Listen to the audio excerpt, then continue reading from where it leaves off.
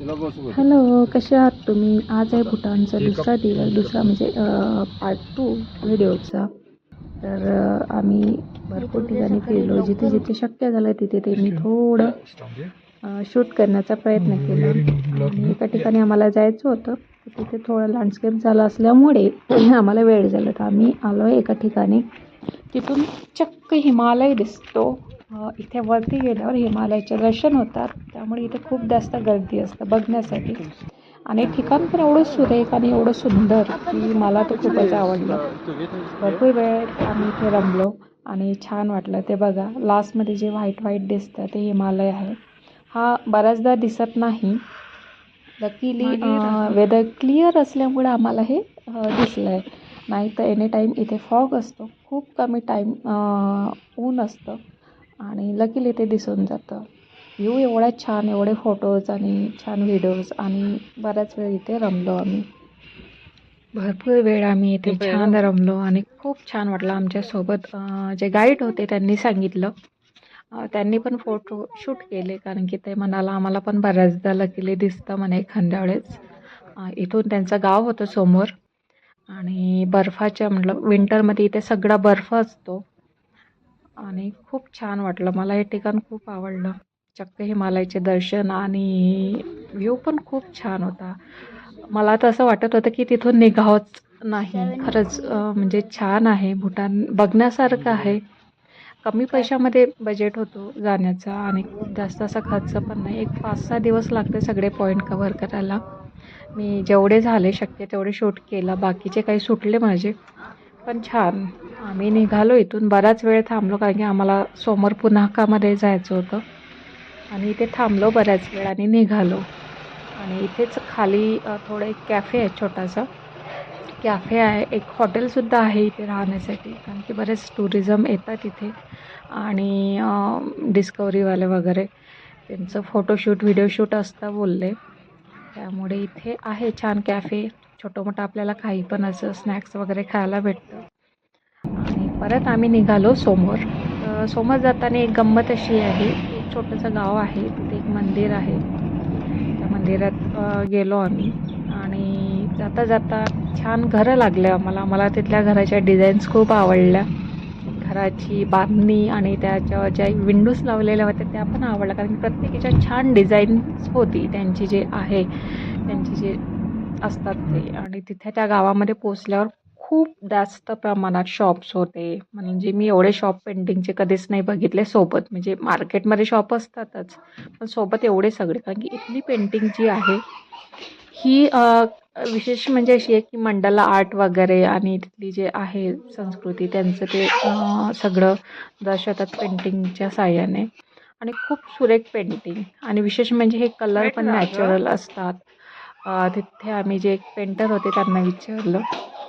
ह्या मोठ्या पेंटिंग ज्या आहे ह्या जवळपास 60-70 हजार 50,000 अशा असतात आणि सगळ्यात छोटीवाली पेंटिंग ज्या आहे ह्या छोट्या छोट्या खालच्या सेकंड लाईनमधल्या ह्या 5 ते 10 हजारापर्यंत आहे ह्या पेंटिंग्स. खूप सुंदर. आणि हां, हे ना रिअल जे जमिनीमध्ये जे आपल्याला स्टोन भेटतात त्यांना बारीक करून त्यांची पावडर करून ते कलर बनवले जातात आणि नंतर मग ते त्याच्यामध्ये लिक्विड वगैरे ॲड करून ते कलर तयार केले जातात. त्यामुळे हे नॅचरल कलर आहे. जे दगड भेटतात आतमध्ये, जमिनीच्या आतमध्ये स्टोन वगैरे भेटतात त्याच्यापासून नॅचरल कलर असल्यामुळे त्याची किंमत पण खूप आणि दिसायला खूप छान अशा पेंटिंग होत्या त्या. तर आम्ही निघालो परतीला समोरच्या पॉईंटला, कारण की वेळ कमी असल्यामुळे आमचं थोडं लवकर जायचं होतं, कारण की आम्ही तिथे पेंटिंगसुद्धा घेतली. त्यामुळं नंतर ते शूट नाही करण्यात आलं. भरपूर शॉप होते पेंटिंगचे. छान वाटलं मला ते मार्केट. नंतर समोर निघालो. जाताना मेल आणि फिमेल रिवर आपल्याला लागेल. ही आहे फिमेल. मेल मी दाखवणार समोर. फिमेल रिवर जे आहे इथे ही एकदम शांत आहे. जिथे आम्हाला गाईड सांगत होते, ही छोटा एक कॅफे लागला आम्हाला, तिथे आम्ही बघितलं. तर ही याच्या कॅफेच्या आतमधून सुद्धा ही रिवर दिसणार. ही शांत रिवर आहे असं बोललं जाते आणि मेल जी आहे ती खडतड थोडा आवाज करणारी आहे. म्हणजे असो. तर हे आहे कॅफे. तिथे आम्ही थोडा डोसा वगैरे खाल्ला आणि आणि या कॅफे खूप सुंदर होता. इथल्या ज्या ओनर होत्या म्हणजे जी लेडी होती इथे त्यांचं एक कॅफे आणि समोरच घर होतं त्यांचं. ते बोलले खूप छान असतं म्हणे, विंटरमध्ये तर खूपच छान असतं म्हणे, बर्फ वगैरे पडतो कधी कधी, छान वाटतं म्हणे. तर खूप सुंदर कॅफे होता. इथे छोटं मोठं तुम्हाला भेटून जाईल खायला, कारण की व्हेज असल्यामुळे थोडे हाल आहे इथे खाण्यापिण्याचे. आणि हे जे आहे हे समोर त्यांचं घर होतं, ज्या कॅफेचे जे मालकीन होत्या त्यांचं. ही आहे फिमेल रिव्हर इथनं दिसते. खूप शांततेत वाहते ही, एकदम म्हणजे न आवाज करता. आणि मेल रिव्हर मी समोर दाखवणार, खूप जास्त आवाज करतो मेल रिव्हर असो. तर ही समोर जाताना आम्हाला एक राजवाडा सापडला, म्हणजे सापडला नाही, सॉरी, राजवाडा आहे, तिथे आम्हाला जायचं होतं राजवाड्याला. तर इथे फोटोचा एक पॉईंट होता, रिअल राजवाडा जो राजा राणी राहतात त्यांच्या आजूबाजूला सुद्धा जाऊ नाही देत, म्हणून हा छोटा दुसरा राजवाडा आम्ही इथे आलो. छान आहे. इथून छोटासा ब्रिज आहे या नदीच्या वरून जायसाठी त्या राजवाड्यामध्ये. आता तिथे गव्हर्नमेंट ऑफिस चालू असतं. असो, हा राजवाड्याच्या आतमधला भाग खूप सुंदर असा होता. हे फर्स्ट आणि असं समोर भरपूर मोठा होता. आणि विशेष म्हणजे इथल्या डिझाईन, इथली कलाकुसर, लाकडी काम, भरपूर गोष्टी छान छान बघण्यासारख्या होत्या. म्हणजे मला पण खूप आवडलं. आणि सगळी माहिती सांगत होते आमचे जे समोर आहे सोबत गाईड. आणि छान त्या गाईडला इथे आतमध्ये त्यांचा तो ड्रेस घालूनच एंट्री आहे. टुरिझमला ठीक आहे, चालू शकतं, पण त्यांना त्यांचा ऑफिशियल जो ड्रेस आहे, त्यांचा भूटानचा जो ड्रेस आहे तोच घालून याच्यामध्ये एंट्री करावं लागतं. हा सुंदर असा राजवाडा आहे तिथला आणि खूप छान, मला खूप आवडला. खूप म्हणजे खूप मोठा होता. छान फोटोशूट झाले इथे. आणि तिथलं काम मला खूप आवडलं, बघण्यासारखे होते. हॉल किती मोठे मोठे, तिथलं प्रार्थना स्थळ पण होतं, भरपूर काय काय म्हणजे असे छान वेगवेगळे एरिया होते त्याच्यामध्ये. छान वाटला राजवाडा बघून. आणि हा माझा थोडासा मी व्हिडिओ काढण्याचा प्रयत्न केला, पण तिथे बघण्यातच आम्ही एवढं गुंग झालो होतो की फोटो काढायचं पण नाही सुचलं. तिथे पण पेंटिंग्स वगैरे भरपूर गोष्टी, म्हणजे जेवढं बघणार तिथे तेवढ्या नवीन नवीन पेंटिंग्स, तेवढ्या नवीन नवीन म्हणजे काम, वर्क, सगळ्या गोष्टी होत्या. आणि त्यांचं प्रार्थना. आणि समोर आम्हाला जायचं होतं, त्यामुळे आम्ही समोर आला. आणखी समोरचा पॉईंट होता, एक छोटंसं गाव आहे, हा ब्रिज आहे, हा ब्रिज ओलांडून ते तिकडे एक छोटं गाव होतं. मग आम्ही गेलो, एका ठिकाणी गाडी पार्क केली, चालत थोडं गेलं. या ब्रिजवरून जायचं होतं. मला तर थोडी भीतीच वाटली सुरुवातीला, पण ठीक आहे, जाऊया, थोडं जायला काय हरकत आहे. तर मग आम्ही गेलो त्या ब्रिज जवळ. हा ब्रिज, आणि थोडी मला भीती वाटत होती. तर राघव तर गेला, पण मला हो नाही चालू होतं थोडं माझं, कारण की बराच लांब होता. त्या साईडला छोटंसं गाव होतं आणि त्या गावाला जायचं होतं. आणि त्यांचा मेन जो रोड होता जाण्या येण्याचा हाच होता. मी गेली कशी बशी हिंमत करून, या पॉईंटला आम्ही पोचलो. या साईडला पण सुंदर असं गाव होतं, बघण्यासारखं गाव होतं. मी बघितलं थोडं. आणि तिथे पण खाण्यापिण्याचं सामान भेटतं तुम्हाला, सँडविच वगैरे असं. परत निघालो. तर आता या फिमेल रिव्हरबद्दल माहिती, तर इथे आम्ही जाऊन गेलो. छान रिव्हर आहे, शांत. या रिव्हरचं आणखी एक विशेष म्हणजे ही औषधी रिव्हर आहे. औषधी रिव्हर अशी की ज्यांना काही त्रास असेल, ज्यांना काही पायाचे दुखणे असेल किंवा बॉडीमध्ये काही स्किन डॅमेज असेल किंवा काही म्हणजे स्किनचं जे पण डिसीज असेल तुम्हाला, तर या रिव्हरमध्ये तुम्ही आंघोळ केल्याने किंवा त्याच्यामध्ये बसल्याने ते निघून जातं. आणि इथले सगळेजण मानतात या रिव्हरला आणि तसं करतात सुद्धा. त्या एक समोर एक लेडी होते, त्यांना आम्ही विचारलं खरंच आहे का हे असं. तर गाईड तर आम्हाला सांगतच होते, तर त्या बोलल्या हो, बोले तुमची म्हणजे काही स्किन डिसीज वगैरे असेल तर या रिव्हरच्या पाण्याने आंघोळ करून किंवा पाय त्याच्यामध्ये बुडून बसल्याने तो पूर्णतः बरा होतो. तर त्या लेडी आम्हाला छान बोलल्या आणि त्यांचा जप चालू होता, तरी पण त्या बोलल्यामध्ये. तर आम्ही पण इथे छान निवांत बसलो, एवढं छान वाटत होतं. संध्याकाळचा टाईम होता आणि शांततेत ते बघा छान त्या माळ जप चालू होतं त्यांची.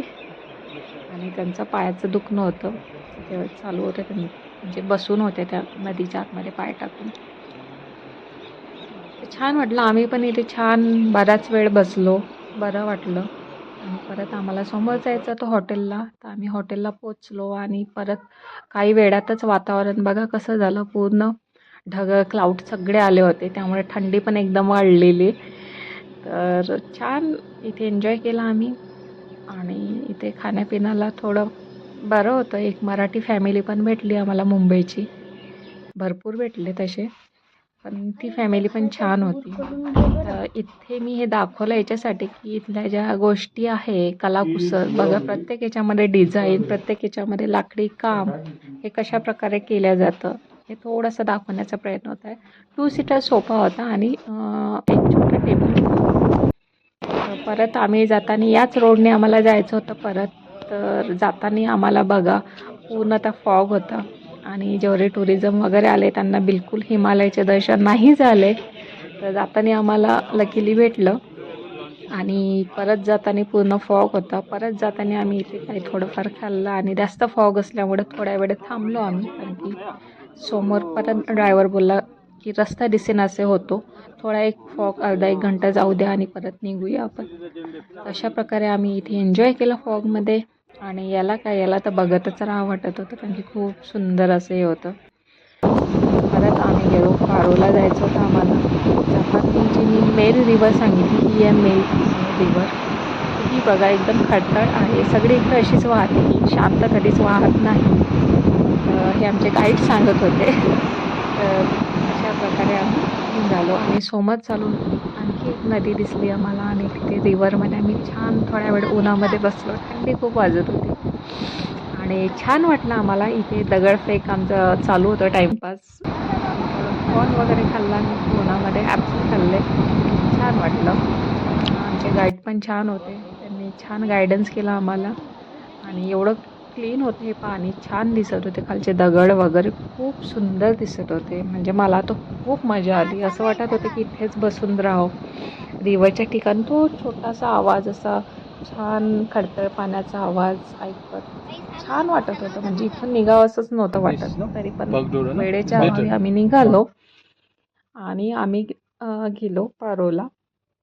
पारोला जाताना तीच रिव्हर आम्हाला समोर लागली आहे. आणि जाताना आम्ही तिकडे गेलो. तिथे पारो हिल्स म्हणून आहे तिकडे पण जायचं होतं. पण मी तिकडे गेली नाही आणि तिथलं शूट पण नाही झालं. आणि इथले आणखी एक गोष्ट की इथलं एअरपोर्ट मी तुम्हाला दाखवेल. हे एअरपोर्ट पण आहे इथे. पण ते छोटं आहे. इथे खूप कमी पायलट जे असतात ते इथे लँड करतात. आणि हे मार्केट आहे समोर. मार्केटमध्ये भरपूर शॉपिंग केली परत. तिथल्या काय काय गोष्टी घेतल्या आम्ही आणि हे आहे एअरपोर्ट. खूप छोटं एअरपोर्ट आहे. छान वाटलं. पण इथे जास्त म्हणजे वातावरण खराब असल्यामुळं थोडं बघूनच म्हणजे ह्या होतात फ्लाईट वगैरे येतात.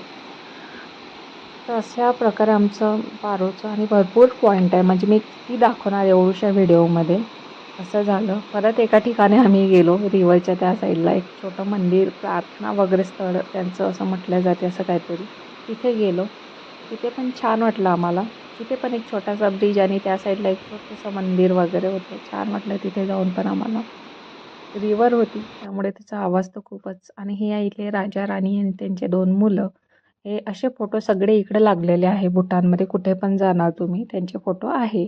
हॉटेलमध्ये असो किंवा कोणाच्या घरामध्ये असो प्रत्येक इकडे ते फोटोज आहे. कारण की तिथले राजा राणी खूप छान आहे. आज पण तिथे म्हणजे राजाचे हुकूम वगैरे चालतात. पण तो राजा खूप म्हणजे खूप जास्त दयाळू आहे. असं तिथले जी जनता आहे ती खूप आदर करतात. लॉकडाऊनमध्ये तर त्यांनी खूप मदत केली लोकांना. आमचे जे गाईड होते ते सांगत होते. खूप जास्त आणि छान स्वभाव आहे त्यांचा. असे ते सांगत होते. त्यामुळे हे छोटासा रील काढण्याचा प्रयत्न माझ्या गाईडने शूट केला होता. मॅडम म्हणे तुम्ही चला मी बघते म्हणे काढून. तर त्यांनी काढला. त्याला खूप शौक होता रील्स वगैरे काढायचा. तर काढला त्याने. छान वाटलं. मजा आली भूटानमध्ये. परत शॉपिंग आणि परतीचा मार्ग आमचा चालू झाला. तर कसा वाटला ब्लॉग नक्की सांगा आणि नक्की भूटानला एकदा तरी भेट द्या. छान आहे, बघण्यासारखं आहे. तर अशा प्रकारे आमचा हा प्रवास झाला. छोटे मोठे काही गोष्टी चुकल्या असेल तर माफ करा. भेटूया नेक्स्ट ब्लॉगमध्ये. Bye bye.